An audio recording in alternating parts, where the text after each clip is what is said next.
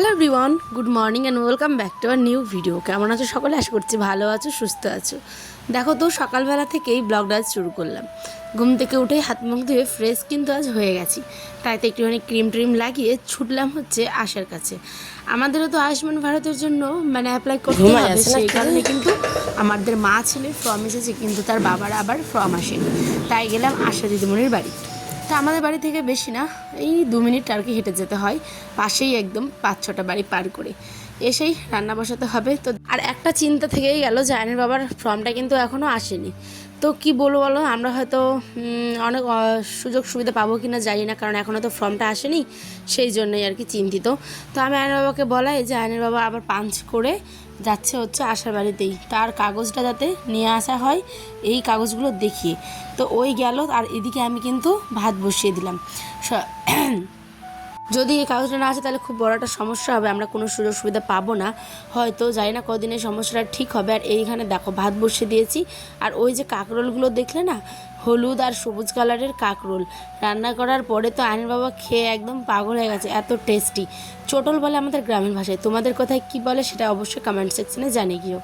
এখানে তেল আর সাদা জিরে ছিল না বলে কিন্তু আমি 5 ফোড়ন দিব। তার আগে চলো আলু ভর্তা করবো, আজ শুকনো শুকনো খাবার, আলু ভর্তা আর হচ্ছে কাঁকরোল আলুর ভাজা। তো শুকনো লঙ্কা কয়েকটা ভেজে নিলাম, হ্যাঁ, আর এইখানে আমি পাঁপড় ভেজে নিচ্ছি। তারপরেই কিন্তু আমি অনেকগুলো পাঁপড় একবারে ভেজে নিয়ে চলে আসলাম 5 ফোড়ন দিতে। সাদা জিরে যেহেতু ছিল না, আর এইখানে পেঁয়াজ কুচি একসাথে দিয়ে দিয়েছি, আর কাঁচা লঙ্কা, হলুদ, লবণ, আলু আর চটুল একসাথে সমস্ত কিছু ভাজাগুলো হতে থাক।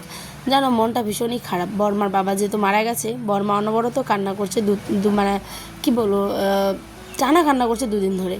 তো একদম মন টন ভালো নেই। তো যাই হোক, কী করা যাবে, রান্নাবান্না কিন্তু আমার এর মধ্যেই ডান। এবার একটুখানি ফ্রেশ হয়ে গেলাম, পাউডার লাগিয়ে একদম, আমার পাউডারটা লাগালে না খুব ভাল লাগে, পুরো ক্লিন লাগে মুখটা। এখন যাচ্ছি হচ্ছে আমি কোথায় বলো তো, খিচুড়ি আনতে। হঠাৎ করে শুনলাম যে আজ নাকি ডিম দিচ্ছে, তো ভাবলাম যাই একটুখানি মাঠটা তোমাদের সাথেও শেয়ার করি, কত স্তব্ধ চুপচাপ। এই যে মাঠটা এখন ফাঁকা পড়ে আছে গাইজ, কারণ কি বলো তো, সবাই এখন বিচনগুলো, ওই যে দেখছো আকাশি কালারের নেট দিয়ে ঘেরা, এই যে দেখছো আকাশি কালারের নেট দিয়ে ঘেরা, এগুলো সব বিচন। ওই জন্য এগুলো এখন ঘাস হয়ে গেছে, তাই দেখো মানুষের গরু ছাগল সব খাচ্ছে, বাচ্চাগুলোও খেলে বেড়াচ্ছে। দেখো এই যে, এটা আলাদা একটা শান্তি। এই বাচ্চাগুলো কোথাও পার্কে যায় না, কিন্তু এখানেই খেলাধুলো করে, গ্রামের মধ্যে ঠান্ডা পরিবেশে খেলাধুলো একটা আলাদা শান্তি। এই যে বিছানাগুলো দেখো ছোটো, এই জমিটা যেমন চাষ করে দিল, এখানে দেখো কোনো ঘাস নেই, দেখেছো? দেখো কি ভালো লাগছে না বিছনটা। এখন এই দিকে যাব হচ্ছে আমি খিচুড়ি আনতে, মাথার উপরে সেই রোদ, ট্রাক্টর ওদিকে দেখো চাষ করছে, জুম করে দেখাই যে দেখো ট্রাক্টর চাষ করছে। জমি এখনও চাষা হয়নি, সেই কারণেই কিন্তু মাঠে প্রচুর গরু ছাগলের উৎপাত। এইদিকে আমি বাড়ি আসলাম ডিম নিয়ে, দেখতেই পাচ্ছ। এসে আমার ছেলেকে আমি বাবলু, তারপরে এটা হচ্ছে জাঙ্গাল বুক নিয়ে কে একটা কার্টুন, সেটাই আমার ছেলে খুব দেখতে পছন্দ করে, তাই সেটা দেখছে। আর একটার দিকে দেখো আমার ঘরের অবস্থা কি করেছে, আমি এডিট করছি আর আমার ছেলে গোটা ঘরের মাটি ফাটি এনে একদম ঘরের তছনছ অবস্থা। তো যাই হোক, এখনও ছোট্ট, তাই খেলছে, খেলুক, আমি ওগুলোতে বাধা দিই না। তারপরে বলছে মা আমি লুঙ্গি পরবো, তো গামছাটাকে বেঁধে দিয়েছিলাম ভালো করে। তারপরে দেখো বিছানা ভালো করে ঝেড়ে 1টার মতো বাজে, এখন ওকে স্নান করিয়ে দিলাম, করে টোরে কিন্তু এখন খেতে দিব। এই যে শাক দিল, একটু বর্মাদের বাড়ি থেকেই আনলাম, ঠিক আছে।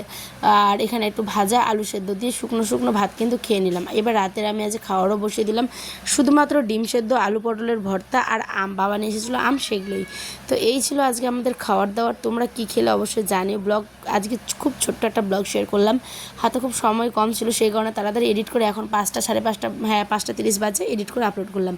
তো বাই, আর এই সিরিয়ালটা আমরা এখন দেখি খেতে খেতে। টাটা।